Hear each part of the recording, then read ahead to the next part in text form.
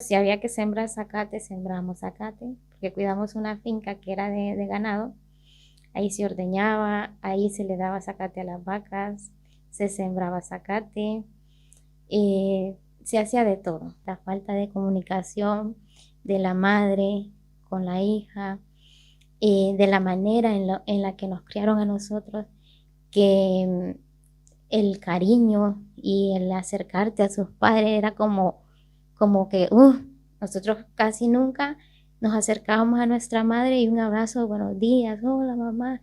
No, porque la mamá siempre estaba ocupada en sus quehaceres, criando aquel montón de niños o cuidando, haciendo la comida para que los hombres se fueran a trabajar. Entonces, yo digo, no culpo a mi mamá, ni culpo a nadie, porque no soy de la gente que ve para atrás, pero sí digo que esa es una de las cosas por las que muchas chicas en Honduras salen embarazadas, por la falta de comunicación con su madre y la falta de relación que tienen con sus padres. ¿Sí? ¿Trabajó entonces para los Hernández? Yo trabajé para ellos. Y mi jefe era nada más, nada menos que Tony Hernández. ¿Cuánto tiempo trabajando para Tony Hernández? No, ahí lo trabajé yo como 2, 3 meses. Es que el trabajo era pesadísimo y el pago era muy poco. Por eso me retiré. Tomé la decisión definitiva, que era como la 20ª vez que me iba y lo dejaba. Y bueno, esta vez sí se cumplió y ya empecé otra vez mi vida de nuevo en Mesapa Atlántida, otra vez a casa de mis padres. O sea, remontarme a ese sitio es como volver a llorar y llorar y llorar. Recuerdo yo que me hacía la fuerte, los entrego, di la vuelta y eso lloraba y lloraba y lloraba en el bus y la gente me miraba y no me daba vergüenza, y lloraba. Llegué a mi casa y me tiré y lloré toda la tarde. Y recuerdo que a mi abuelo le faltaban 20 días y esos 20 días yo todas las noches yo no pegué ojo, no pegué ojo. Y bueno, hasta que ya llegó el día en que me vine, me despedí de mi familia porque ya mis hijos yo no los volví a ver.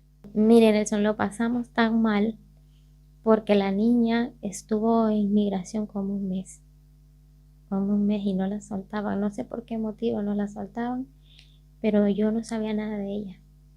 Yo no sabía nada de ella. O sea, mi hija viajó de Honduras un 10 de marzo y la soltaron de migración un 2 de mayo. Muchas gracias, una nueva semana. Gracias a todas las personas que nos siguen en nuestro canal de podcast a través de la plataforma de YouTube, a todas las personas que nos dejan sus comentarios y a pesar de muchas cosas, también nos dejan ahí su poderoso like. Sabemos que hay muchas personas que nos ven en diferentes países del mundo. Hoy mi invitada es Ruth Maldonado. Bueno, pues primero que todo darte las gracias a ti y a Andrea por la invitación y nada, vamos a hablar aquí un poquito de lo que ha sido mi experiencia por el paso por España y bueno, a contar la vivencia, ¿verdad? Más que todo. Veo que Ruth anda como ejecutiva hoy. Mira, hoy ando estrenando botas. ¿A qué se dedica Ruth? Bueno, yo trabajo en casa, ¿no?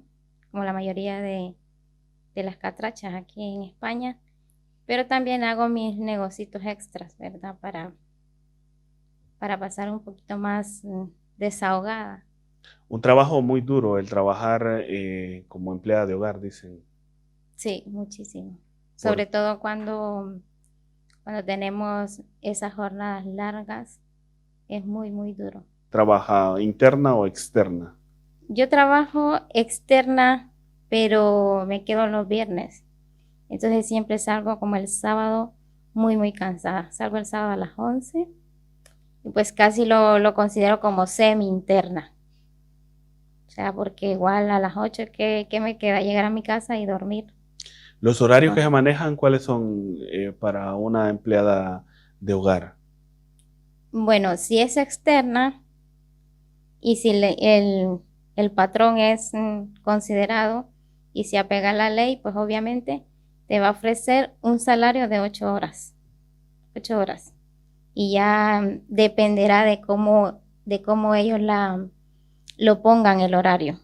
Pero si la gente quiere que le soluciones la vida, pues obviamente te va a poner un horario de 8 a 8.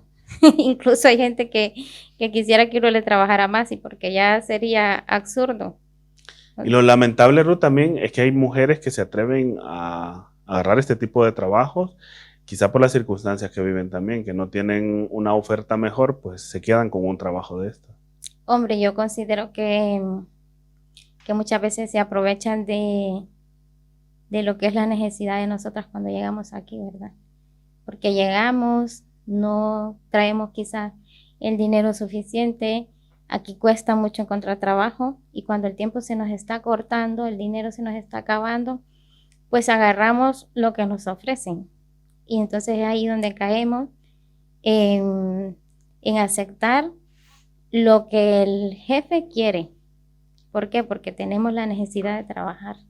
Más cuando hay responsabilidad de hijos o Claro, familia allá en Honduras. cuando tenemos hijos, tenemos, por ejemplo, yo ayudo mucho a mis padres y, y bueno, yo siempre pensé en si dejo este trabajo tengo que tener otro, porque no lo voy a dejar y me voy a quedar ahí 2, 3 meses sin trabajo como estuve al principio cuando llegué.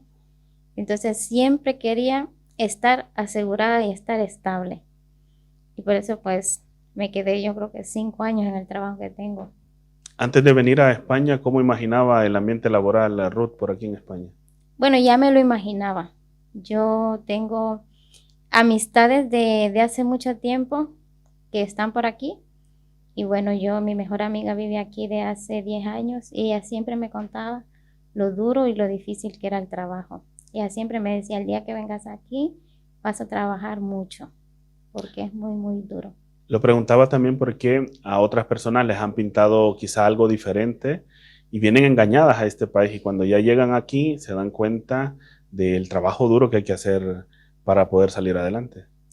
Hombre, hay mucha gente que viene con esa idea y aquí también hay muchas personas que se conforman con el solo hecho de pagar la habitación y de estar sobreviviendo al día a día y pues se cogen unos trabajos de unas horas. Pero ¿qué haces con eso? O sea, simplemente vas a sobrevivir, pero entonces ¿en qué estamos? Si salimos de nuestro país es porque queremos hacer nuestros ahorros.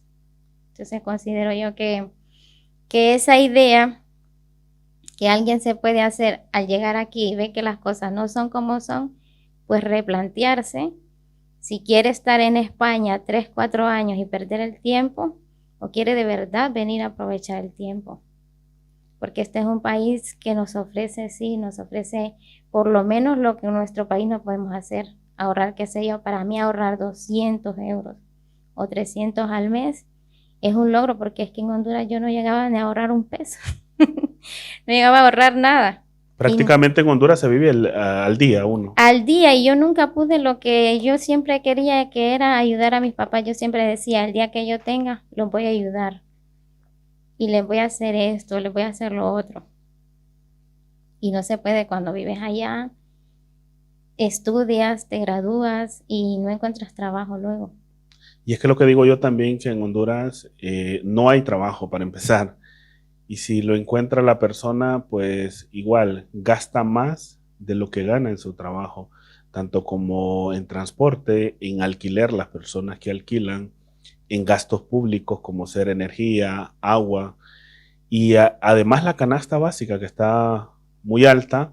En todo eso prácticamente se le va más a la persona de lo que gana en un trabajo normal, porque el salario mínimo está muy bajo hoy en día en nuestro país, más el lidiar el día a día con la delincuencia también por allá. Claro, sí. Es que ahora mismo en nuestros países está muy difícil la vida. No se puede no se puede, se sobrevive. Ya vivir es un lujo, Me es un comentaba de sus lujo. padres, ¿dónde viven? Mis padres viven en una zona que se llama Mesapa Atlántida, que pertenece a Tela. Es una zona de palma africana, esto, Que antes ahí eran campos bananeros. exactamente, todavía una parte hacia allá son los campos bananeros, ya Mesapa Atlántida, y hay mucha zona de eso, de palma africana. Sí, ¿cómo es la vida vivir en un campo de estos? Bueno, en los campos bananeros yo no he vivido, pero lo que es Mesapa Atlántida es una zona es una aldea, pero es muy, muy grandísima. Y ahí pues tiene la gente que en sus inicios de las cooperativas que se organizaron para, mm, para montar lo que fue los campos de palma africana, esa gente tiene. Luego ya el que llega a vivir a esos sitios, pues llega como a trabajarles, por así decirlo, y a buscarse la vida también. ¿Trabajó en algún momento para esa industria de la Sí, palma claro. africana? ¿Cuál era la labor? Em, pues recoger la palma. Nosotros nos crecimos recogiendo palma africana, vendiendo verdura y luego ya cuando le agarramos el rollo a lo de la lotería, empezamos a vender con mi mamá lotería desde muy, muy chica. Desde los 12 años yo vendía lotería en Honduras. Y el trabajo específicamente, hablando de la palma, ¿cómo es para una mujer? Porque sabemos que para un hombre es bastante pesado también. He visto yo cómo cortan el fruto de la palma, Sí, que son enormes y pesan las muchísimo. bellotas, sí. Sí, las bellotas. Y he visto también cómo lo cortan y que eso cuando cae al suelo es un peso enorme, que yo me preguntaba en alguna ocasión, si esa bellota le cae a una persona, prácticamente La, o lo, o la mata o la deja. Bueno, no, yo tengo un hermano que ha tenido muchos accidentes en eso, porque él es cortero. Y ha tenido, se ha salvado de milagro.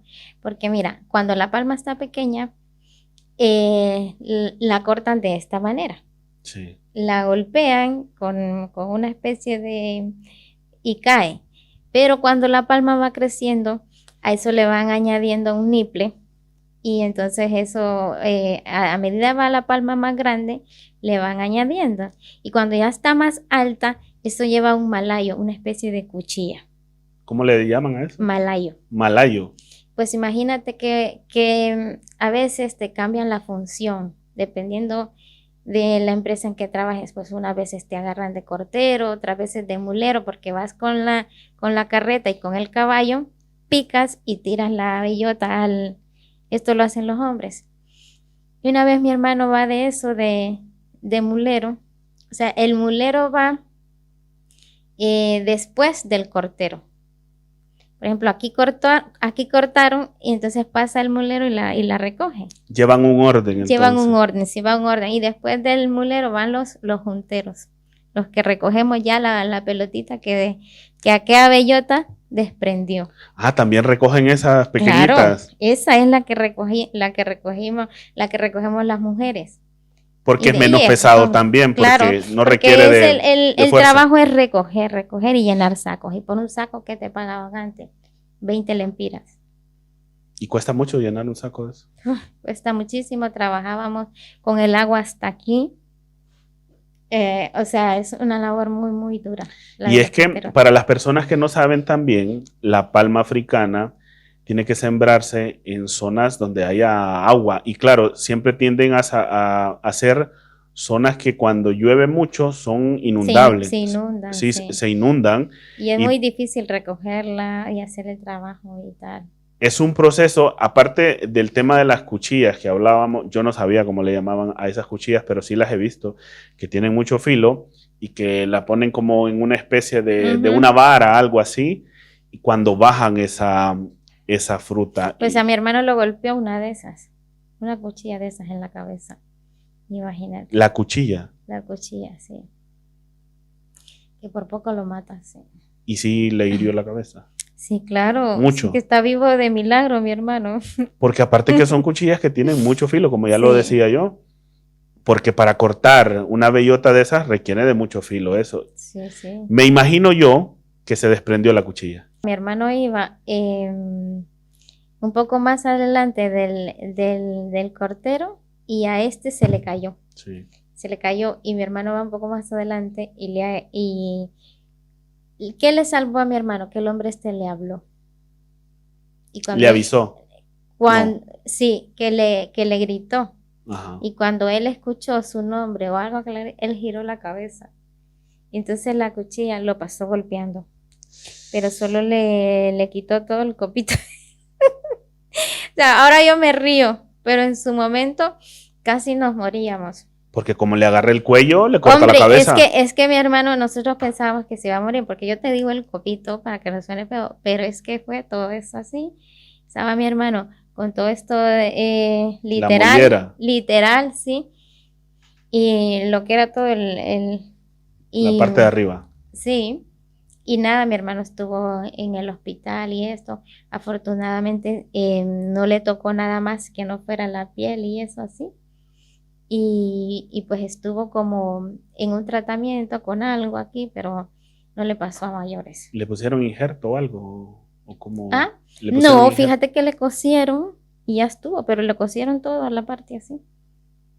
Sí, Y lo difícil es también arriesgar su vida por un bajo pago, porque ahí no les pagan tan bien. es muy difícil, sí. Que son unos pagos, nada. Luego hay unas zonas también, tú decías que se sembraba, pero también se siembra en los cerros. Ahora han dado Ajá. mucho en aprovechar los terrenos. E igual ahí la pobre gente sufre un montón de cosas, un montón de... Se resbalan, se golpean. Ah, Dicen los expertos que es el sembradío de palma absorbe el agua que está en la zona y luego tienden a ser terrenos infértiles. Eso es lo que manifiestan, que es lamentable que en Honduras muchas zonas que antes eran campos bananeros ahora han sembrado palma africana, que la palma africana no es que tenga labor todo el año tampoco. No sé cuántas veces cortan en el año, pero que no tiene un trabajo como había, trabajo antes, para todas las personas que laboraban en las fincas de corte de banano, de guineo, como le llamamos en la zona norte. No hay la cantidad de personas empleadas en el rubro del corte de palma. Ahora sí es un buen rubro porque deja muchísimo dinero para los propietarios, no para el trabajador. claro, eso es muy cierto. ¿Cuántos años en ese rubro de la palma? Pues imagínate que nosotros toda la vida, yo creo que yo dejé eso como hasta los 16 años. Desde pequeños entonces. Sí, desde pequeño, desde muy pequeño. Es que nosotros somos una familia de 6. Y nosotros, bueno, mi papá decía, por ejemplo, vamos a agarrar este lote y me voy a encargar yo de sacarlo adelante y nos llevaba a todos los hijos. Y todos trabajábamos en eso. Prácticamente él era el que agarraba el contrato del trabajo, Ujú, de ciertas zonas, de ajá, pero ciertas ya zonas. con la ayuda de la familia, pues se le hacía más fácil Sí, y ganaban todos, o solo él no todos. les pagaba. Por ejemplo, no nos pagaba, pero hombre, nos iba bien. Em, luego mi papá agarraba los sitios que nadie quería cuidar, estos lejísimos, y ahí había típico un ranchito, una casita, esto, y nos íbamos a cuidar aquella finca. Y en eso también estuvimos como, creo que como 3 años o 4, una cosa así. Es la labor que se Cuidándole dedican. terrenos a los ricos. Sí, Sí. en esas zonas tienen bastantes terrenos, bueno, no solo en esas zonas. La familia Rosenthal, recuerdo yo que tienen terrenos por esa zona. No sé si su papá trabaja en algún momento para ellos, para esta familia. No, no No. recuerdo, no. Pero bueno, eso es lo que sucede también cuando tienen estos terrenos y precisan de una persona para que les cuide también, o sea que se lleva a toda la familia. Sí, nos íbamos todos, todos. Pero eso incluye estar cambiando también de escuelas. No, no cambiamos de escuela. Mira, nosotros nos adaptábamos a lo que había, a lo que había. Por ejemplo, hubo una vez que estuvimos ahí por los campos bananeros que tú dices, y nosotros siempre teníamos la casita aquí en Mesa Atlántida. Mi hermana trabajaba en la maquila, la mayor, y los tres que estábamos, habían dos en escuela y yo en colegio, hacíamos la semana aquí y luego nos íbamos el fin de semana con ellos, con mis papás que se quedaban allá en el monte, por así decirlo. Entonces, entre semanas, nosotros los hijos pasábamos aquí y A veces yo me encargaba de los menores y a veces cada uno se buscaba la vida. Cada uno se buscaba la vida, nosotros así nos crecimos. Y, y nada, nosotros si había que sembrar zacate, sembramos zacate, porque cuidamos una finca que era de ganado.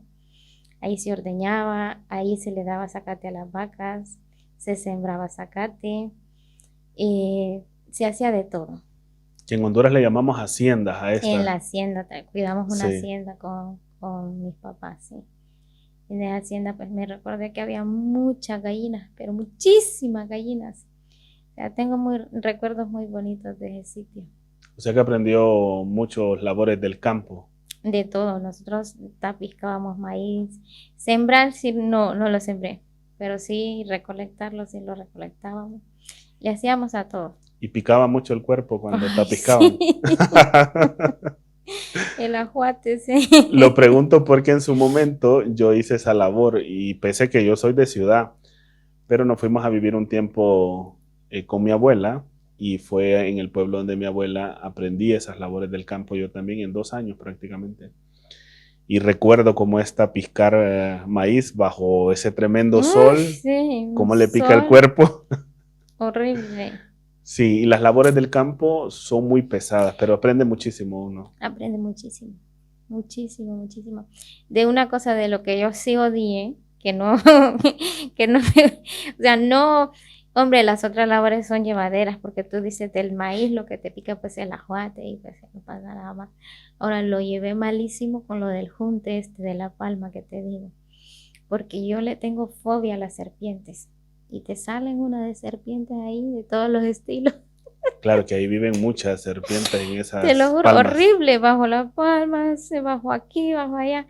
Mira, no sé si tú conoces el coral. Sí, Bueno, el coral, la palma africana tiene los dos colores que tiene el coral, se confunde. entre rojito y negro. Es idéntica al coral.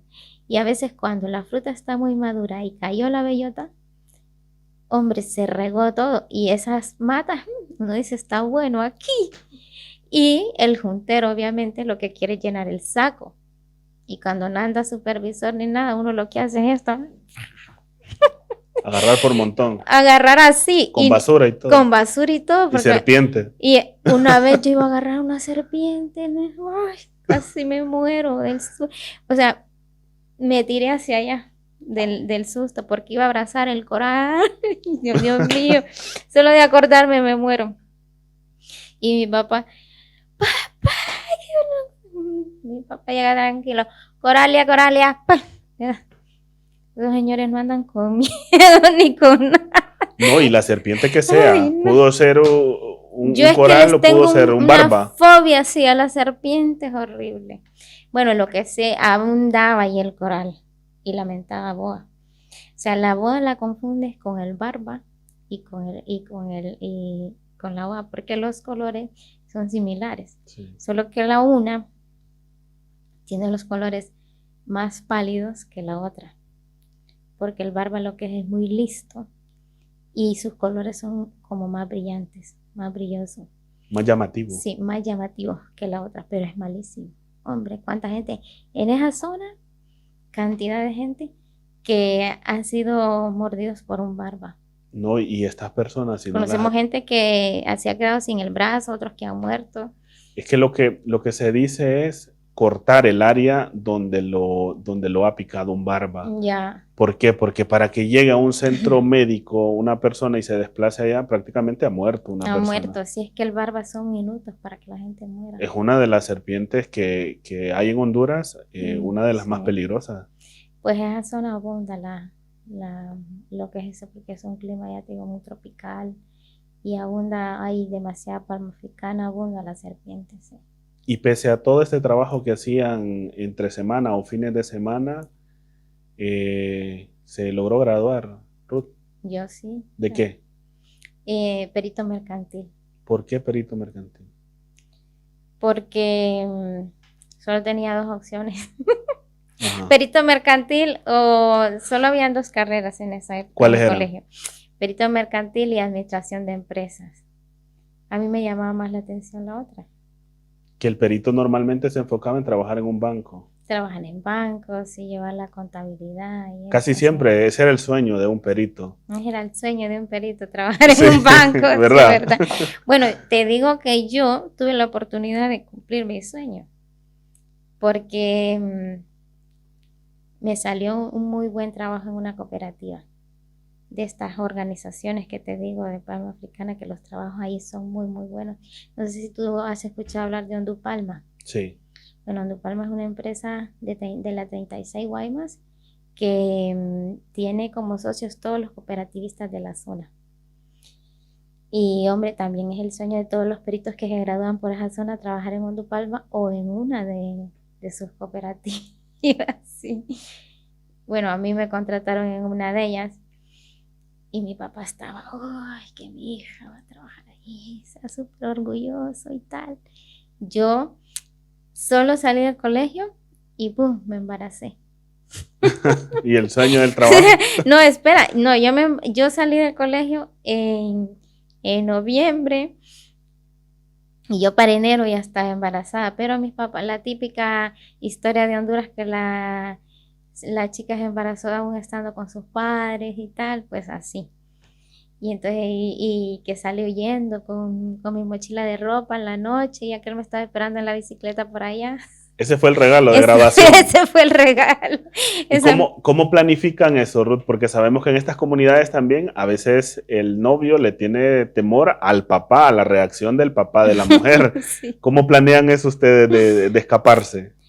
Bueno, pues este jodido era no tenía miedo a nada, no tenía miedo a nada. Desde un principio él tenía 17 años, llegó a mi casa y le dijo, yo quiero andar con su hija y esto y tal. Y estábamos muy, bueno, él más joven que yo, él tenía 17 y yo 18. Y anduvimos todo el año que yo me estaba graduando, que de hecho mi papá decía, ¿para qué te vas a graduar? Si solo te vas a graduar y te vas a ir con marido. Ya la Y yo, presentía. que yo no voy a hacer eso, que yo no voy a hacer eso, le decía yo. Pero no, sí lo hice. Entonces, pues nada, yo me comía el pastel estando en la casa, nos íbamos por allá, que mamá voy a ir a hacer tareas, y que, sí, a la ¿Pero qué típica, tipo de tarea? la hoja de trabajo, le decía, mamá que voy a ir a hacer la hoja de trabajo con los amigos allá. Yo estaba un ratito en el grupo, pero después me perdía. El chiste fue ese que, bueno, yo salí con la mía, decepcionando a mis papás y esto. Y justo cuando pasa eso, mis suegros están vendiendo la casa ahí en Mesapa, Atlántida. Y a mí se me tocó irme a Lempira, porque el chico me dice, mira, mis papás vendieron esta casa y nos vamos a ir a Lempira, que ellos son de allá. Y si me quieres seguir, si quieres venir conmigo, pues te vienes. Y como yo estaba enamorada, pues dije, sí, vámonos. Y como el amor lo puede todo. Sí, en ese tiempo yo estaba tonta. Y nos fuimos. Bueno, mi hija nació, mi primera hija nació. Mis dos hijos son nacidos en Gracia Lempiras, en el Juan Manuel Galvez, ahí. Y nada, yo viví 10 años ahí. ¿Y cómo 10 fue la años. historia de la bicicleta? Y la historia de la bicicleta, pues mi papá estaba muy decepcionado de lo que yo había hecho. Y nada, este chico ya estaba preparando un cuartito por allá por su casa, ya le habían añadido un cuartito a la casa. Y me dice, mi papá ya nos hizo el cuarto, me dice, ya está terminado, ya hoy si quieres nos vamos, me dice, alistate. Pues mi hermano había llevado una novia también a la casa, había llevado mujer. Y la mujer estaba recién llegada a la casa y todavía tenía sus cosas en una mochila.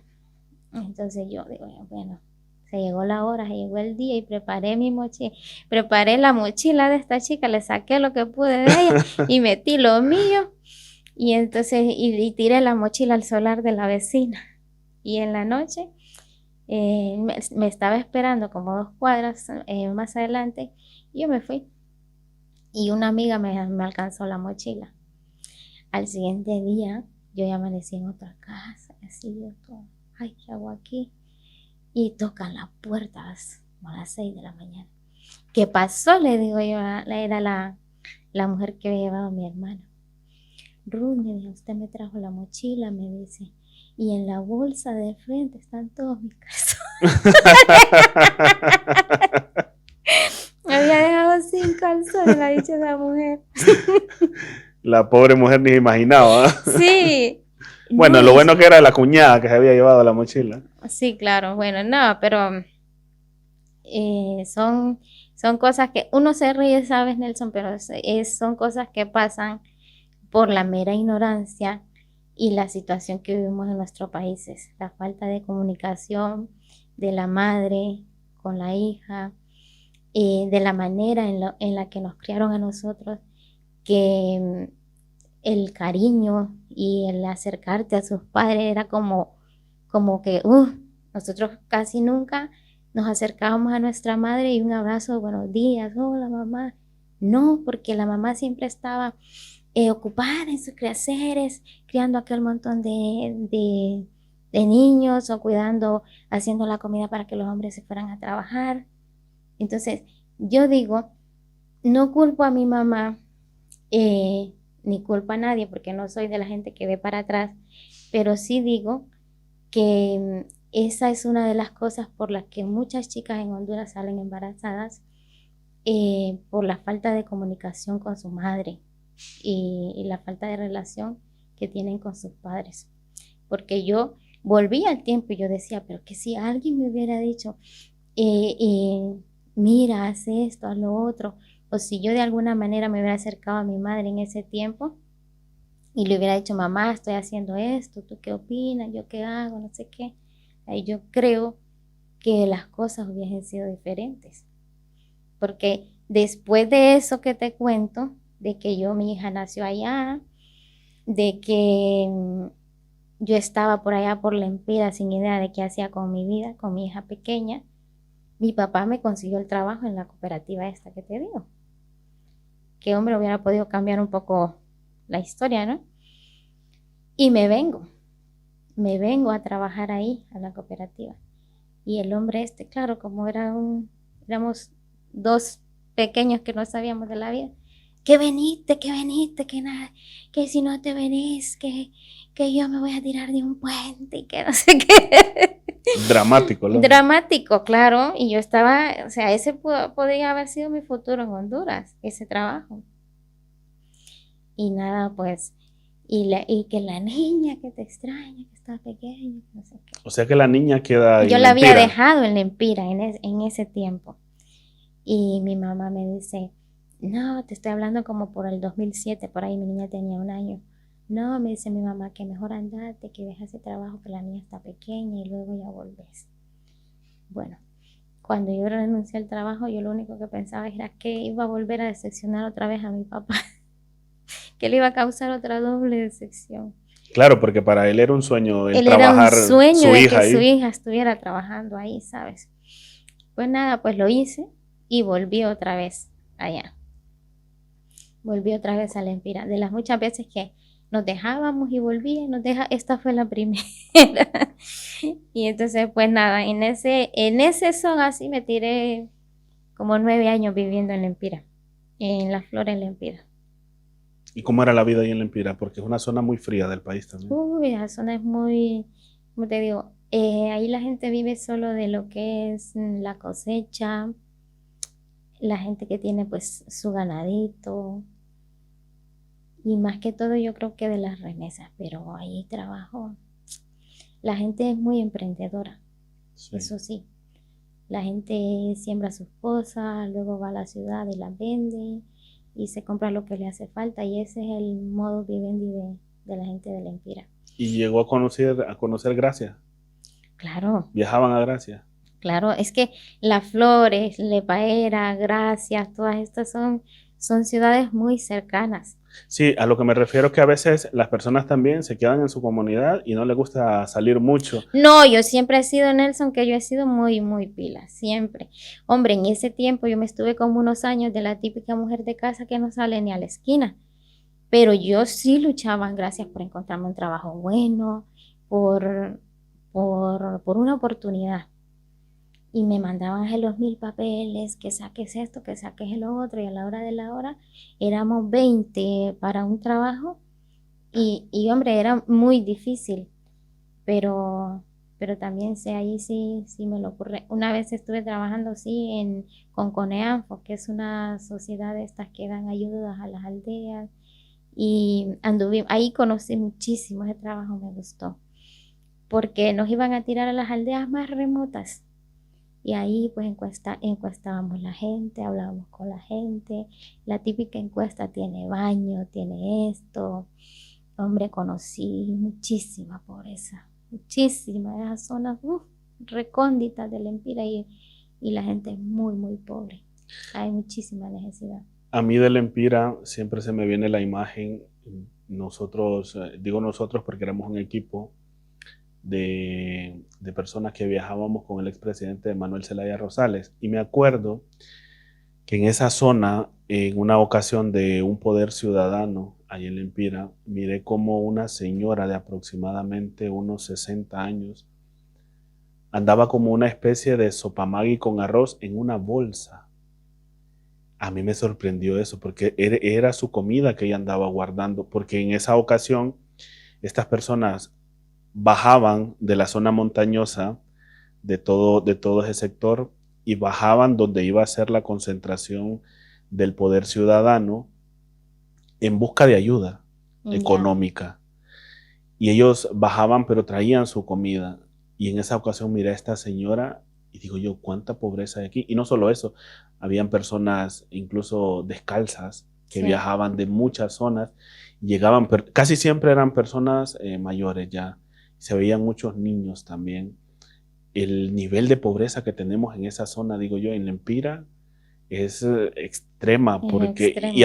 y a veces los presidentes también no se enfocan en esa zona, se enfocan más en la capital, en San Pedro Sula, en otras ciudades que ya están desarrolladas. Las escuelas están muy deterioradas. Sí, definitivamente que la educación a nivel del país, creo yo, que anda muy mal, y no solo la educación, hay miles de temas que tratar en cuales están muy descuidados en nuestro país y lastimosamente con el cambio de gobierno no ha cambiado absolutamente nada. ¿Conoció entonces la Posada de Don Juan? Claro. Como Trabajé para el restaurante el año pasado, Juan. que muchas personas no saben qué es la Posada de El Don Juan. mesón de Don Juan se llamaba el restaurante. Yo creo que hoy nada de eso debe existir ya. La Posada de Don Juan era un hotel que existía en Gracias, no sé si todavía existe, propiedad del padre del expresidente Juan Orlando Hernández. Y posteriormente el señor este, claro, al morir les ha heredado a sus hijos, que quien manejaba ese hotel Era era Juan Tony Orlando, y Tony. era Tony, sí, entre ellos dos manejaban ese hotel e incluso cuando iban autoridades del gobierno a esa zona, se hospedaban ahí en ese hotel. Se hospedaba ahí, sí. Trabajó entonces para los Hernández. Yo trabajé para ellos. ¿Cómo ¿Quién fue, de gracia no trabaja para esta gente? cómo fue la experiencia? Bueno, yo trabajé en el restaurante, y mi jefe era nada más, nada menos que Tony Hernández.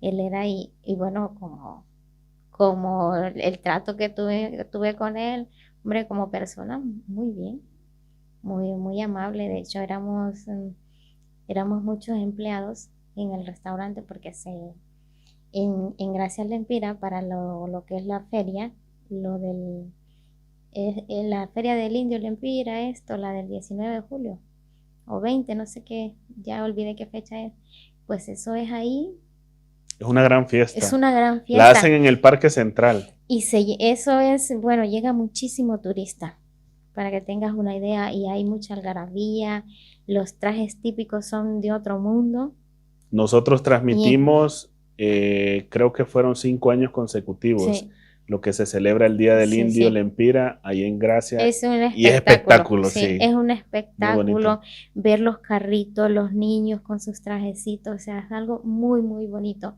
Entonces llega muchísimo turista, y ese restaurante se ponía full. Y este hombre era el que no iba a llegar ahí a regañarte, no, se metía a la cocina con nosotros, hacía los asados, preparaba carne, sacaba platos, esto que lo otro, o sea, le ponía caña ahí. Bueno, fue bien para mí. Yo nunca tuve una queja de ellos como jefe. Muy trabajador Tony Hernández. Entonces. Hasta donde yo lo vi, sí. ¿Llegó su hermano en algún momento, Juan ¿Ya? Orlando? No, yo a Juan Orlando en persona, sí que nunca lo vi. Porque yo no soy muy seguidora, no, o sea, de hecho no soy seguidora de políticos. O sea, nunca, solo una vez que necesitaba trabajar y me hice ahí como que quería entrarle de alguna manera, pero no, es que yo no soy seguidora de políticos. Pero en ese momento, tomando en cuenta trabajar para su hermano, para Tony, yo pensaba que había llegado en algún momento él. No, porque en Gracias Lempira en los negocios de los Hernández están, o sea, toda esa zona que tú dices, el Mesón de Don Juan, el Hotel Posada Don Juan, luego hay una farmacia, hay una serie de negocios. Entonces los que vivimos en las aldeas, donde vamos a pedir trabajo es ahí y no, no llegas por política, o sea, llegas porque has metido tu currículum y en cierta fecha te llamaron y ya está. Por capacidad más que todo. Ya, sí. ¿Cuánto tiempo trabajando para Tony Hernández? No, ahí lo trabajé yo como 2, 3 meses. Es que el trabajo era pesadísimo y el pago era muy poco. Por eso me retiré. ¿Y el horario cómo era? El horario creo que 9 o 10 horas, una cosa así. Recuerdo también que esta familia tenía la televisora de ahí de Gracias, es de ellos. GRT, sí. Es de ellos, GRT, ¿cierto? sí. Sí.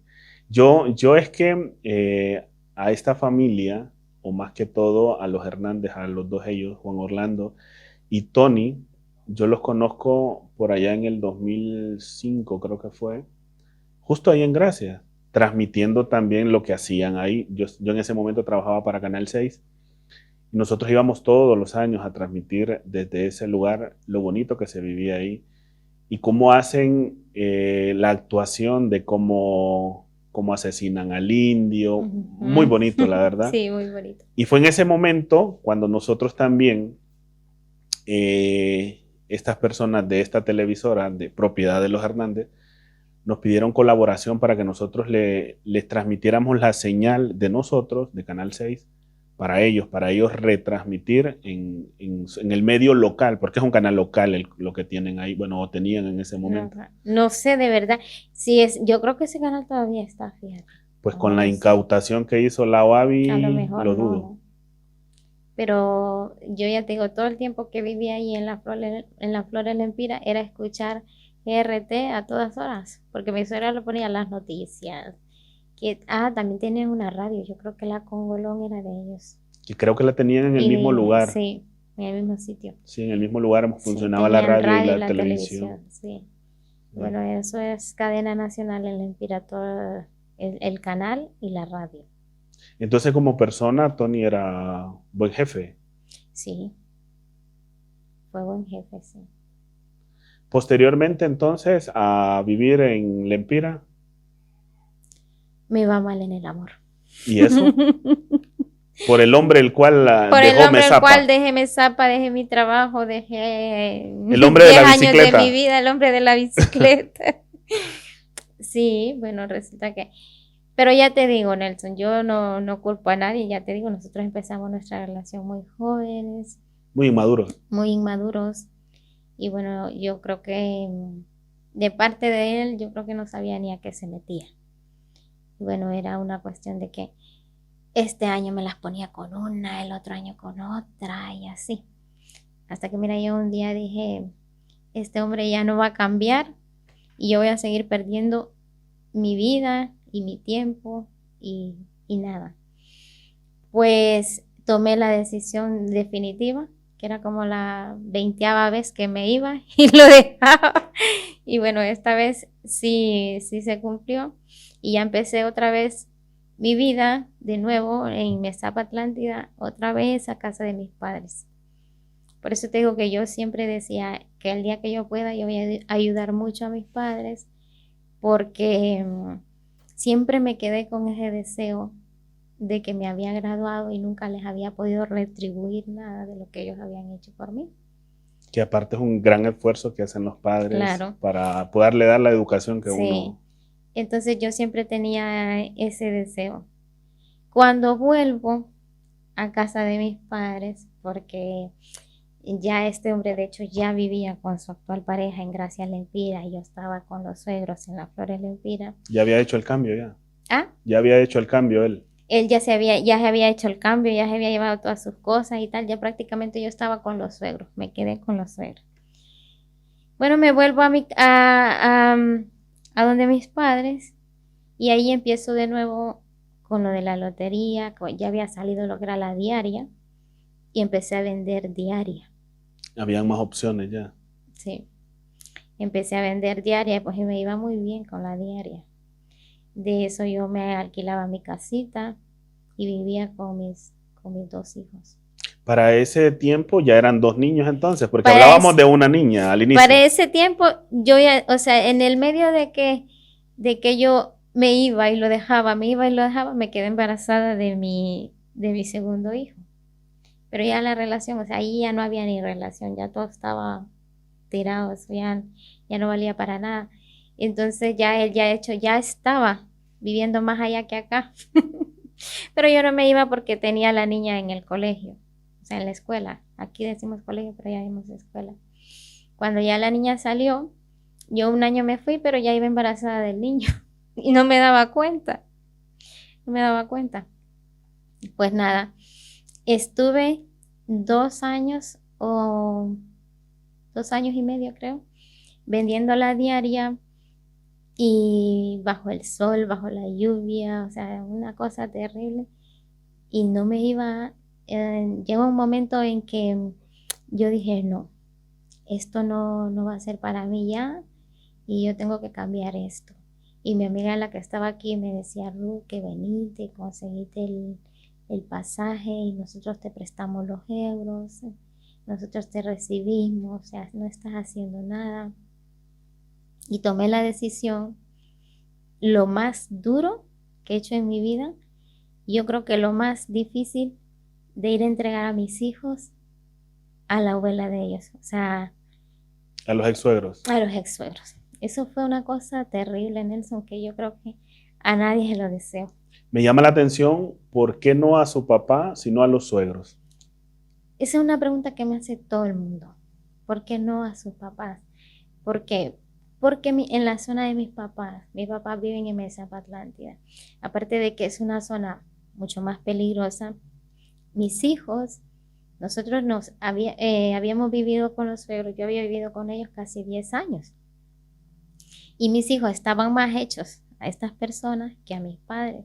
O sea, yo a mis padres los visitaba en Navidades, pero ellos reconocían más y habían vivido todo el tiempo con sus abuelos por parte de papá. Y yo sabía que iba a ser un lugar seguro para dejarlos. Estaban mayor adaptados entonces ahí. Claro, mi hija estaba muy bien, hasta ese entonces estaba muy bien. Y el niño estaba de 2 añitos, 2 y medio, y era el querer de ellos.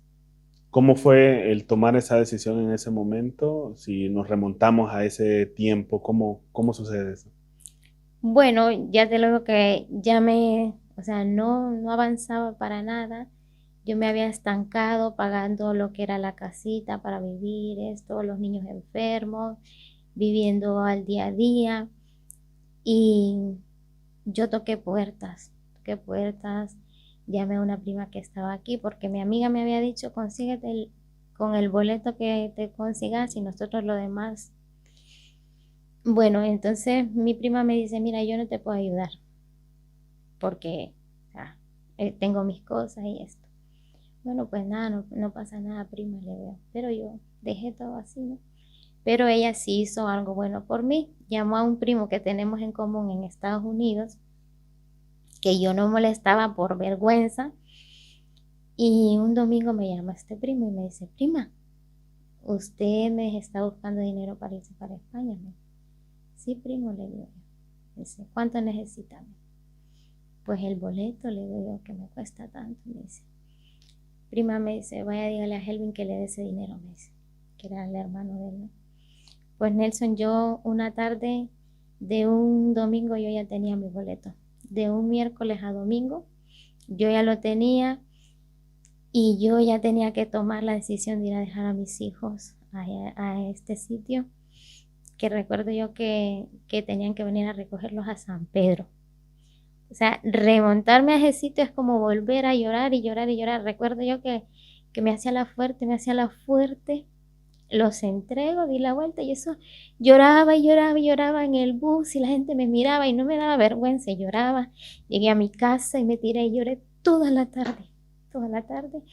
Y recuerdo que a mi abuelo le faltaban 20 días y esos 20 días yo todas las noches yo no pegué ojo, no pegué ojo.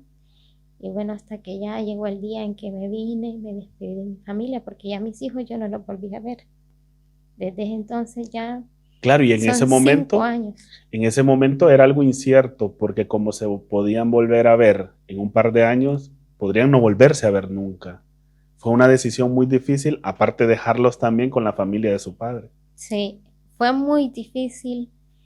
Y bueno, yo creo que, hombre, a veces yo que a mí no me tocaba de otra, porque si los hubiese dejado en casa de mi mamá, al estar el padre ahí, él los hubiera ido a recoger con todo el derecho igual al día siguiente.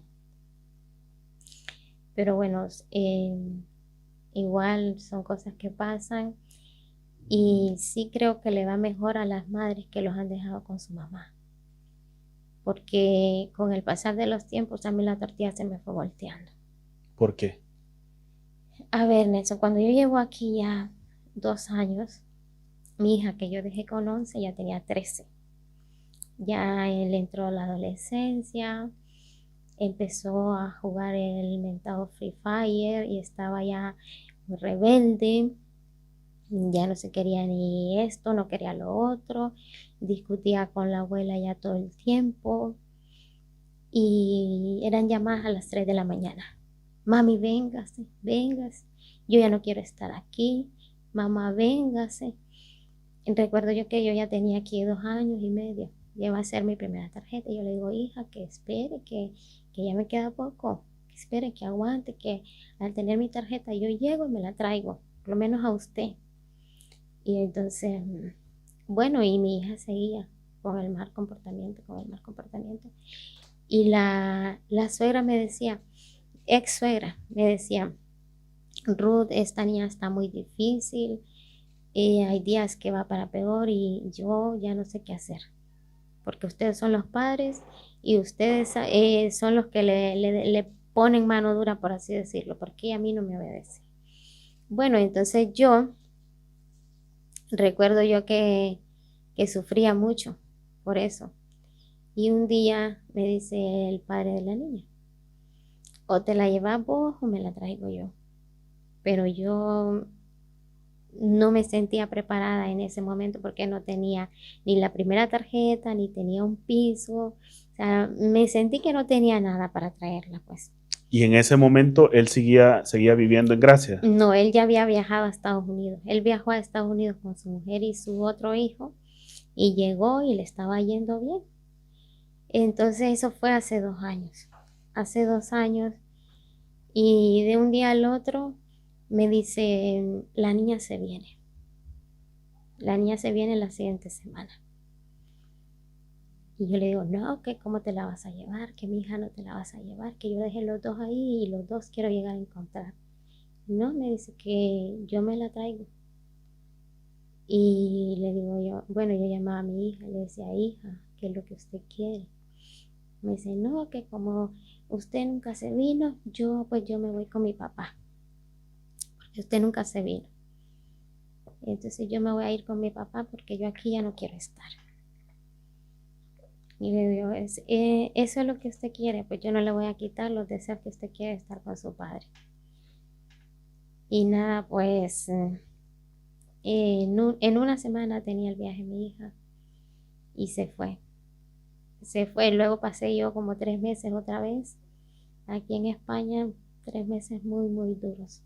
Toda la ilusión que yo tenía de tener la tarjeta para llegar y verlos y ver de qué manera me los traía se me vino abajo. Y el dolor de verlos separados, a eso me mató también, Ahora la niña se va indocumentada indocumentadas. y es un gran riesgo que corren. Ok. Si corren un gran riesgo, digo yo, los adultos, ahora pongámonos a pensar un niño. Miren, eso lo pasamos tan mal porque la niña estuvo en migración como un mes.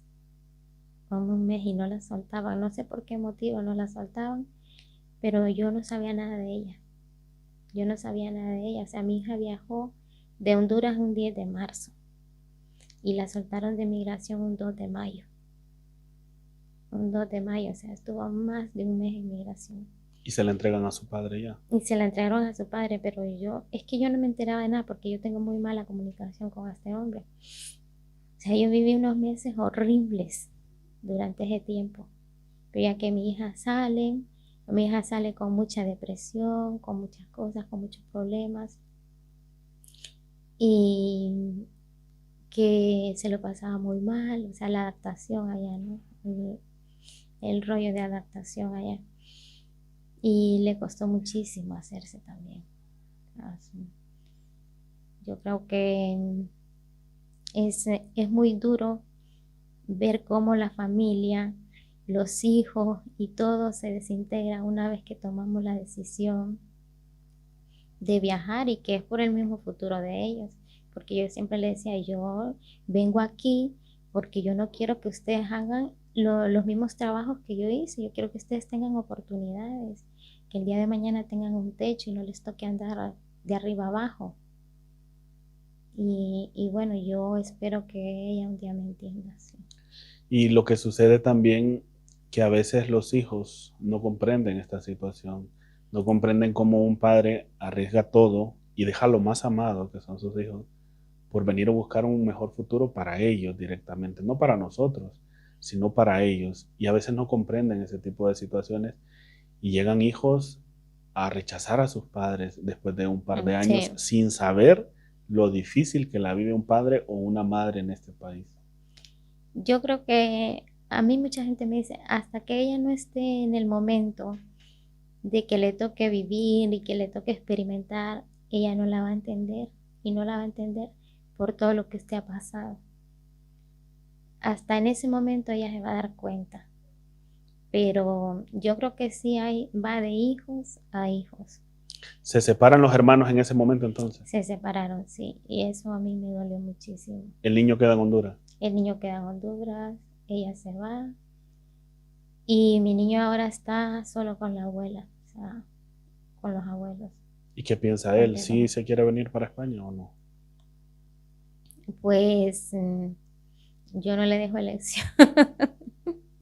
Yo hablo con él, pero como tú dices, al pasar de los años, nosotros que estamos de aquí, trabajamos muchísimo, hacemos a nuestros hijos una llamada o dos como mucho, y el niño llega a un momento en que ya no quiere ni agarrar el teléfono, porque su mamá pasó a hacer una llamada de teléfono y el niño ya no quiere, porque eso ya no le genera motivación, se cansó. No le llena. No le llena, se cansó de esperar a su madre, qué sé yo. Y entonces llega un momento en que, hola mami, ¿cómo está? Bien, hijo, ¿usted qué tal? ¿Qué comió? ¿Qué? Esa es toda la conversación. Y luego dije, bien, mami, buenas noches, la quiero mucho. Y de ahí, entonces, llega un momento en que tú dices, ya no, esto ya no puede seguir siendo más. España me dio esto, me dio lo otro, pero he perdido lo que yo más he amado. Y esto ya no puede seguir así. ¿A qué precio, dice uno, Sí, me ha qué tocado lo que precio, tengo sí. hoy en día? Es muy, muy duro, sí. Porque si bien es cierto, es un país que nos da muchas Sí, oportunidades, pero nos quita eso, el amor de sí, nuestros hijos, lamentablemente, y creo que lo hemos vivido muchos padres, el despegar de nuestros hijos sí. y ver luego ese rechazo que para ellos pasamos nosotros como padres o madres a segundo plano prácticamente. Es muy duro, sí. El estar lejos de ellos, el ver cómo pasan cumpleaños y tú solo puedes felicitarlos por una videollamada. Bueno, es muy difícil. O enviarles un detalle Mm, económico que sabemos que eso les sirve a ellos, pero no les llena de amor. Sí, ya, claro.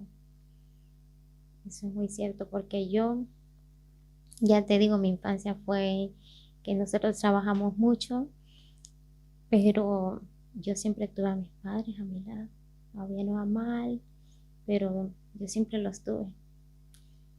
Y yo digo, yo no me puedo imaginar cómo habrán pasado mis hijos sin mí, ¿sabes? Yo digo, en algún momento yo no culpo a mi hija, si no me habla, si no quiere saber nada de mí, porque yo no sé lo difícil o las veces que ella me necesitó y yo no estuve para ella. Entonces, es muy, muy duro lo que nos toca vivir a las madres que salimos de nuestro país por mejorar nuestra vida. Que así le ha tocado pagar el precio a muchas mujeres Sí. también que están aquí en España, no A solo de muchas, Honduras, a muchas. sino de diferentes países. Sí, Incluso pasa de que a veces las personas dejan a sus hijos en sus países de origen con la intención de volverlos a ver en un par de años. Pero con la delincuencia que nosotros vivimos lamentablemente como país, incluso a veces los niños llegan a involucrarse a estos grupos delictivos o incluso llegan a perder la vida también de una forma violenta cuando quizá la situación no era con ellos. Y esos padres enfrentan un doble dolor. sí. El dolor de haber dejado a aquel niño en ese momento y ahora el ver cómo pierde la vida. Sí, también conocí un caso de eso en nuestra aldea, serio. La madre estaba aquí y pues su hijo por X o Y motivo le quitaron la vida. Y también no me imagino cómo lo habrá pasado de duro. Y luego de todo este proceso que ha vuelto a Honduras. No, yo estoy ya próxima a ir, yo ya en febrero yo viajo. Próximo año entonces. Sí. ¿Cómo es pasar la Navidad en esa zona del país? Uy, me zapa. De fiesta por Bueno, todos lados. en general también en Lempira. Las navidades en Lempira son muy bonitas, la gente es muy, no tengo, toda la gente está muy motivada a hacer su pan, a hacer su cerdito horneado, sus tamales, o sea, hay muchas vísperas y se siente la energía bonita, se contagia, la gente está preparando su horno, su leña. O sea, a mí me encanta esa zona, lo que es Lempira, el occidente del país.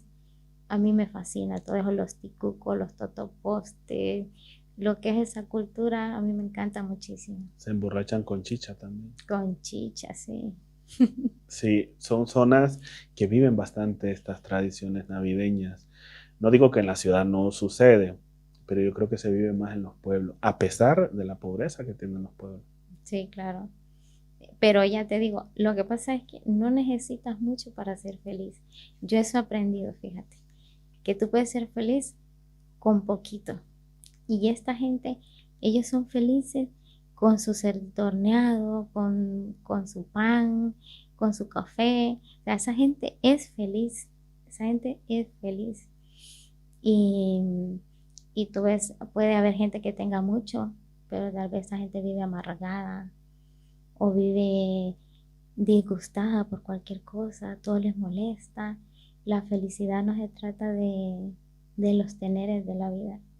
O sea, la felicidad, yo siempre digo, la llevas tú. Y tú decides la actitud que le quieres poner a la vida. Porque mira, sí es cierto que a mí hay muchas cosas que me pudieran agobiar, que hombre, yo llevo dolores en mi corazón, llevo muchas cosas aquí, pero hombre, yo pongo la mejor actitud, a mí siempre me vas a ver sonriendo, yo siempre estoy bailando, yo siempre estoy alegre, yo siempre llevo la mejor energía al sitio que voy. ¿Por qué? Porque la felicidad somos nosotros y la llevamos nosotros. Yo digo, a mí una cosa me puede afectar una noche como máximo, yo le puedo dedicar algo a llorar. Pero ya el otro día yo digo, no, aquí yo me levanto y aquí yo soy otra. Y aquí yo me levanto y aquí yo me paro. Y luego es que yo, ya te digo, todo va en esta vida de la energía que le queramos poner. Y de lo que queramos transmitir. Porque yo así soy. Yo es que no le pongo mente a nada. No le pongo mente a nada. Mi suegra tiene una palabra que no sé si la puedo decir aquí. Claro. Yo siempre digo mi suegra porque me quedé con eso de que fue la única suegra que yo tuve. Por el aprecio. Por el aprecio y tantos años, pero en realidad ya no es. Pero me dice, usted me puede seguir diciendo aunque la otra se moleste. Pero ella siempre dice una palabra. ¿Cuál es? Yo dije, Rudy, es que usted es muy peleverguista. No sé cómo decir. Y yo le digo yo, ¿qué es eso, doña María? Que todo le vale, a usted todo le vale, me dice. Y yo, pero es que no es que me valga todo, le digo yo. Si no es que yo, es que no, ¿por qué me voy a estresar yo? ¿O por qué me voy a preocupar? Yo es que no, yo soy así, le digo. ¿Y Ruth es fiestera? Uf, muchísimo. Ah, lo preguntaba porque vimos a Ruth bailando punta, creo que fue, para los premios Indio Lempira que hicieron aquí en Madrid. Entonces digo Ay, yo, haciendo el paso de... seguramente le gusta la rumba a Ruth. Yo es que vamos, a mí me encanta bailar. Ya te digo, a mí me gusta mucho. Sí. Aparte del trabajo que ya comentábamos al inicio, ¿qué otras labores hace Ruth por aquí? Pues yo aquí, yo vendo cosmética, yo vendo Avon, Avon, como le decimos los hondureños, y también vendo la lotería de mi país, que también la he Internacionalizado. internacionalizado. Me la traje a España, mira que yo dije, Nelson, me voy de Honduras porque ya no quiero vender ya no quiero vender lotería, y me vine a España y mira, la lotería aquí se vende con los hondureños. Es que como dicen también que lo que se aprende no se olvida. Sí, lo que bien se aprende no se olvida Sí. y el que no sepa tan mal del cielo le caen las hojas y por mira, es que eso es verdad y es que se me da muy bien, fíjate. No es por nada, pero se me da muy bien. Y sí deja mucho Tengo dinero. como eso, como que le sea esto, como que conquisto el cliente y le llego y le digo, mire, esto está bueno, puede jugar por aquí, que esto significa tal, y que Hasta soñó, el significado de cuénteme. los sueños. Sí. Bueno, te deja, sí, obviamente si te queda, te deja, si el número que cayó no lo tiene nadie, nadie lo compró, ese número no fue vendido, todo va para ti. Bueno, como justamente este día que estamos grabando también con Ruth, Ruth está emocionada porque le ha quedado. Me quedó y me compré las botas, Nelson. ¿Cómo fue? ¿La persona no pagó o cómo fue el número? No lo pagó. Esta mañana yo le escribí, porque yo los domingos por la mañana estoy cobrando, y le digo, Eddie, que si me va a pagar el número, y me dice, mire Ruth, que no puedo porque estoy enferma y que no sé qué. Le digo, bueno, no se preocupe, nada, no pasa nada. Y nada, en estos casos no se paga, porque como el cliente no pagó, pues yo no entrego el premio. ¿Y cuánto costaba el número? Cuesta 20 euros. Con 20 euros se podría ganar 1000, 1000 euros 1000 entonces. euros. Sí. Me imagino que esa persona está en este momento. Le debió haber dado más fiebre. Se le subió Seguro. el coronavirus. Seguro, porque ha de decir, si con esos 20 me hubiese ganado los 1000 Sí. euros, ya le sirven Ujú. para estas fechas navideñas ya. Sí, sí. Entonces, ¿qué deja más? ¿La venta de lotería o la venta de Amon? La de la lotería, sin duda. Es mejor. Es mejor, sí. ¿Y Es lo de mejor. estos productos cómo funciona? Pues yo, este producto, la verdad es que usted trabaja para la compañía y lo que usted se lleva es un porcentaje. ¿Qué Es es un cuánto? porcentaje. Por ejemplo, cuando inicia usted está al 20, pero si usted ya llega a vender más, yo ahorita estoy al 40%. O sea, de 100 euros que venda, 40 euros son míos. Que es uno de los multiniveles estos que más factura. No es el mejor en cuanto a multinivel, pero sí sabemos que es uno de los primeros también en la lista del multinivel que más factura cada año. Sí, No sé qué tal serán los productos. son muy buenos, buenísimos. Yo conozco el producto desde Honduras y luego cuando me ofrecen venderlo aquí, mira, digo yo, se va a vender porque la gente, yo trabajo con hondureños y la gente lo conoce. Y total, dicho y hecho, mira, yo me muevo en el parque, porque yo llevo a las niñas al parque todos los días, a las 4 de la tarde, yo cargo mi mochila llena de producto. Y yo, fulanita, mira, llévate esto, llévate lo otro. No, Llévate. no funciona como en Honduras, entonces, que allá le llevan a uno, me acuerdo, un catálogo que uno También vea. sí, funciona así. Yo paso el catálogo Ajá, virtual por WhatsApp, pero la yo tecnología también ahora. me encargo de pedir cosas extras, muchas cosas extras. Y entonces yo siempre estoy vendiendo a mis compañeras de parque producto. Hay muchas que me compran Esa es la estrategia entonces. y que me deben también. Hay que cobrar en Pero este he visto podcast. ¿Y a qué Sí. se debe que Ruth es bastante popular en redes sociales? Pues no sé, yo creo que se debe, yo creo, a que estoy todo el tiempo activa en las redes sociales, me gusta mucho interactuar con la gente, fíjate, conocer gente, me gusta mucho. Y nada, empezamos hace mucho tiempo en las redes sociales, me acuerdo yo, en el Facebook, entre hondureños con grupos. Antes habían unos grupos que llamaban Puro Vive Catracho, que se llamaban, pues ahí ahí subíamos cosas, memes todos los días, y de ahí yo conocí a Johan Rubio, conocí a, a Katia Maya, a Karen Flores, o sea, de esos grupos yo conocí mucha gente. Y bueno, decíamos, de repente podemos hacer una quedada y nos conocemos. Y de repente fuimos interactuando con más hondureños y con más hondureños y así, creo que va por ahí la cosa. ¿Y cómo queda tiempo para todo? Digo, para redes sociales, para la venta de productos, para la venta de la lotería y aparte del trabajo. Y para TikTok y para ayudarle a Dilcia con lo de las excursiones. También en TikTok. Mira, yo digo que yo siempre digo, el tiempo pues te lo haces tú y tiene que dar para todo. Yo siempre digo, el tiempo tiene que dar para todo. Y yo siempre me programo así, mira. En la mañana yo despacho a las niñas al colegio, recojo y tal. Y bueno, digo yo, bueno, este momento yo se lo voy a dedicar a mis cosas. Y me pongo con el teléfono a vender la lotería, miren, fulanita, le mando la lista, le mando la otra, 20 minutos, ya, lo dejo. Y hago otra cosa en la casa, hago otra cosa.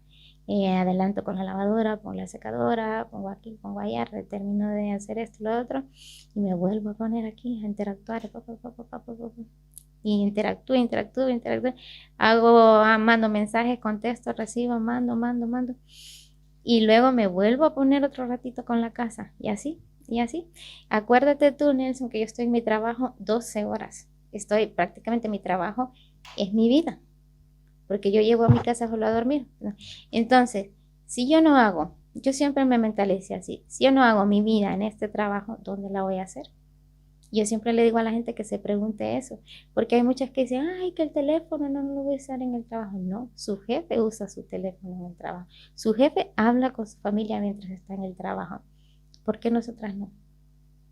Yo hago mi vida normal cuando estoy en mi trabajo. Siempre y cuando a veces, obviamente delante de mi jefe no contesto ni llamadas, así por respeto y tal, pero yo aprovecho todo momento que pueda en el día para hacer mi vida, para interactuar con la gente, para vender mis cosas y para hablar con mi familia incluso. Siempre está activa entonces. Yo siempre estoy activa. Si yo no contesto es porque yo no quiero. ¿Y en TikTok qué tipo de contenido hace?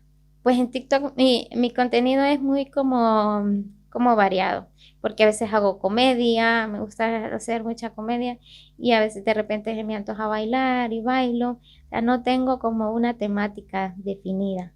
Estoy entre la comedia y el baile.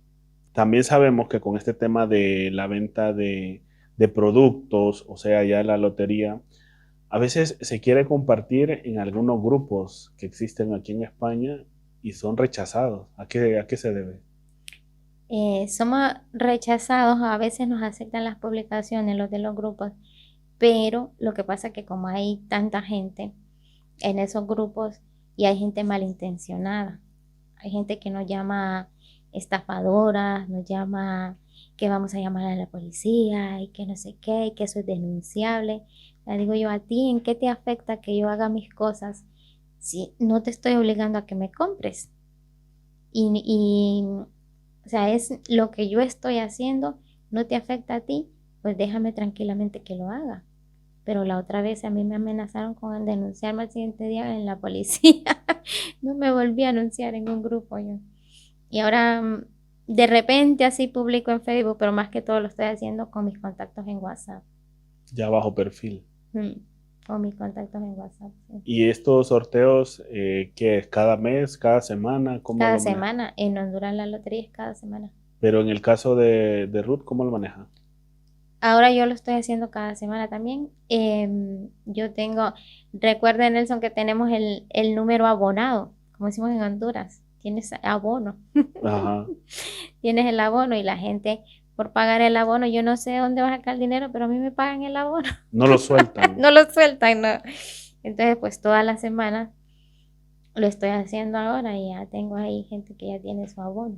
Y si yo no quiero comprar 20 euros, no que quiero comprar 10 euros, puedo También comprarlo. puede, sí, también puede. Hasta ahí, hasta 10. ¿Y cuánto se gana con la mitad? La mitad se gana 500. 500, sí. Y si hay dos ganadores, Se les paga. también hay presupuesto para eso. Bueno, la semana pasada a mí me ganó Nina 2.000 euros. La semana pasada mi rifa era de 2.000 euros. Costaba 35 y se la ganó Nina. O sea que hay que tener un capital también para Ya, atreverse a eso. claro. Sí. Lo preguntaba porque he visto últimamente que muchas personas se están dedicando a ello. Entonces digo yo, si lo están haciendo es porque también deja resultados. Hombre, ya te digo yo, todos estos juegos son juegos de azar, son juegos de suerte. Eso es como te puede tocar hoy, que hoy te quede, que hoy no te pagaron el número, que hoy te vaya bien, pues puede que vengan 4 domingos que no veas una, que solo te estén ganando y ganando, ganando y que pues la ganancia sea que te lleve, sea que la gente te vea y que diga, esta mujer se está haciendo rica. Sí, y realmente no es así. Y yo rica siempre he estado. He visto alguna publicación de alguien por ahí que decía, incluso hablaba de una asociación. Ah, sí, por ahí. Elmer fue el de la asociación. Pero no ¿No? lo tienen todavía No, qué va, establecido. qué va. Ahora, Ruth, actualmente en el amor, ¿cómo está? Pues en el amor ahorita yo no, nada, Disponible. disponible. ¿Hay alguien o Disponible. no hay alguien? No, hay varios. Hay varios. No hay uno entonces. Hay varios. No sé por qué, pero me está saliendo mucho niño a mí. Ajá, ¿a qué se debe? No lo sé. ¿Cuántos años tiene usted? 35. Bueno, no está tan mayor tampoco que se diga. Yo creo que me han visto la lotería. Dirán, ay, ay, dirán. Seguramente por ahí van, ahí están pensando. Están equivocados. Bueno, ya para ir concluyendo, Ruth, ¿algún mensaje, algunas palabras finales que decir luego de contar parte de su historia de vida y contar también lo trágico que ha pasado, el que su hija se haya ido para Estados Unidos, ahora se le vuelve más difícil el verle, quizá, El volver, yo creo que el volver y no abrazarla, ay, Dios mío, no quiero abrir más. Ese momento lo veo y me pongo a llorar, no. O sea, es muy, muy difícil, pero bueno. y si ella en este momento ve el podcast, ¿qué le diría allá en Estados Unidos? Ay, le diría que la amo mucho y que siempre voy a estar. En el momento en que ella me llame, yo voy a estar aquí y en el momento en que ella me busque, yo soy su madre y lo voy a seguir siendo siempre. Y que la quiero un montón. ¿Cómo se llama Sí, ella? se llama Evelyn. ¿Cuántos años tiene ahora ella? Tiene 16. Primer cumpleaños que yo no hablé con mi hija.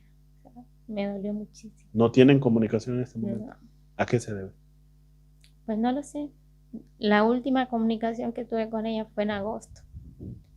De repente al otro día yo ya estaba bloqueada porque yo me comunico con ella al teléfono de la madrastra. Esa era la única opción que yo tenía para comunicarme con ella. Y al otro día yo ya estaba bloqueada y nunca supe por qué me habían bloqueado y que por qué yo no hablaba con mi hija. Después de tanto insistir y de amenazar y que señora, dígale a su hijo que si no hace esto, yo voy a ir por la vía legal y que no sé qué más, me contestaron una llamada. Y solo escuché que le decía a la mujer esta, solo decirle que no quieres hablar con ella. Solo eso. Y la niña debió haber cortado la llamada. ¿A quién se debe esta acción entonces? ¿Directamente a la madrastra o al papá de la niña? Yo creo que se debe a los dos, porque tú de manera directa bien influyes en tus hijos cuando los tienes viviendo en tu casa. Hace muy poco llegó a vivir con ellos la que fue mi cuñada por mucho tiempo, es una niña que yo vi crecer llegó a Estados Unidos y llegó con ella y ella me dijo, esta gente no quiere saber nada de usted. De hecho, a mí me dijeron que yo entraba a esta casa y que la bloqueara de todas las redes sociales. Y ellos han sido mi apoyo, así que yo no quiero que usted me vaya a meter a problemas. Evelyn está bien, pero que no quiere hablar con usted porque dice que usted le reclama que por qué dejó el niño. Entonces se agarraron de eso, se montaron un caso, la llevaron hasta el psicólogo, alegando de que yo le hacía daño psicológico a la niña al reclamarle ese tipo de cosas. Y digo yo, la verdad no lo sabré tan bien hasta el día que yo hable con ella. Claro, y puedan de alguna forma remediar Sí. la situación y esclarecer muchas cosas que quizá ella Muchas desconoce. cosas, sí. Lo que no estoy de acuerdo yo son esos padres o madres que terminan haciendo ese tipo de cosas, Sí, bloqueando a la otra persona que de alguna forma tiene derecho. Usted tiene derecho exactamente. porque es su madre, independientemente no esté en el país, pero tiene un derecho. Sí. Y imagino también que ha sido responsable con sus hijos. Entonces digo yo, ¿por qué atreverse a hacer una situación de eso? Para mí son personas inmaduras. Yo la verdad es que no lo entiendo. Sinceramente no lo entiendo porque yo, ahora mismo yo estoy casi a 2 meses de ir por mi niño, que yo espero en Dios poder traerlo y que yo no pagaría mal con mal. No, no lo voy a hacer porque el día que yo tenga a mi niño va a poder hablar con él y va a poder hablar con su familia como siempre. Porque no soy cerrada de la cabeza ni de esa mentalidad de que porque ya no eres mi pareja, ya no puedes hablar con esa persona aún teniendo hijos, porque esa es la ley que ellos tienen. Ella tuvo su pareja antes y él le prohibió totalmente comunicación con esa persona y lo mismo ha hecho ella con él. Y al final quienes pagan todas estas consecuencias son los hijos, que es lo Son más los hijos. lamentable, digo yo, Sí, que ellos son los que menos deberían de estar involucrados en situaciones de padres adultos, porque si son adultos, digo yo, se pueden entender como adultos. ya. Pero sin embargo, en nuestro país hay muchos hombres o mujeres también que buscan este tipo de situaciones quizá por presionar a un padre o presionar a una madre, tanto para enviar dinero o incluso para desquitarse también situaciones del pasado. Digo yo, no está bien hacer este tipo de cosas, jugar con esos sentimientos de ese hijo y hacen quedar mal a los padres que están Claro, fuera de nuestro país. sí. Pero ya te digo yo, todo el tiempo lo pone en su sitio y en su lugar. Y aquí cada quien va a tener que rendir cuentas por lo que hizo. Yo estoy muy confiada, estoy muy tranquila porque sé que yo he hecho lo correcto Sí. y que he hecho lo que en mí estaba a hacer en su momento. Y que la vida pues me va a dar la razón en su momento. Algo para agregar ya, Ruth, para ir finalizando, algo que quiera decirle a sus padres, para que le esperen por allá también con un cerdo al horno en el mes de febrero. Nada, yo ya le dije a la gente de mi pueblo que me tienen que esperar ahí con bombos y platillos, Con una banda. con una banda de guerra. Y nada, mis padres pues que son mi motivación siempre y que por ellos lucho a diario y lo voy a seguir haciendo. Mis hijos y mis padres lo son todo para mí y por ello yo, vamos, hago lo que sea.